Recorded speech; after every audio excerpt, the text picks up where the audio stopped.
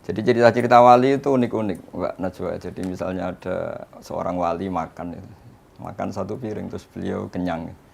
Melihat istrinya makan satu piring ya kenyang. Terus beliau bilang, wah kalau untuk kenyang, untuk bertahan hidup hanya satu piring, kenapa saya harus korupsi, kenapa saya harus rakus. Ya. Terus ketika dia tidur, meskipun punya kamar 5 ya tidur di satu kamar. Ketika punya beras satu pintal yang makan satu piring, kenapa saya harus punya berlebih kamar toh? Saya tidur ya di satu kamar cukup. Jadi melihat kehidupan yang normal tapi menjadi hal yang luar biasa.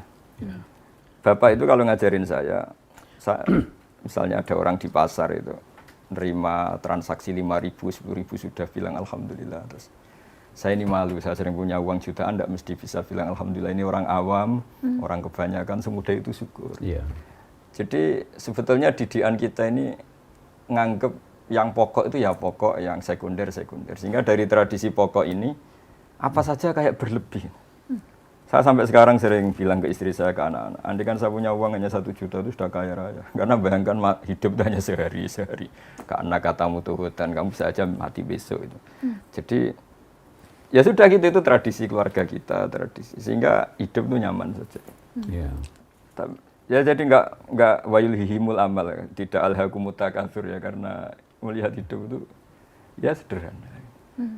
Jadi misalnya saya ketemu Pak Quraisy ya ini ketemu orang sepuh, sowan orang alim, enggak muluk-muluk terus apa efek dari itu misalnya terkenal dia apa itu enggak ngefek, karena ya hukumnya Allah dengan saya ketika berhadapan orang sepuh ya harus takzim, harus hormat.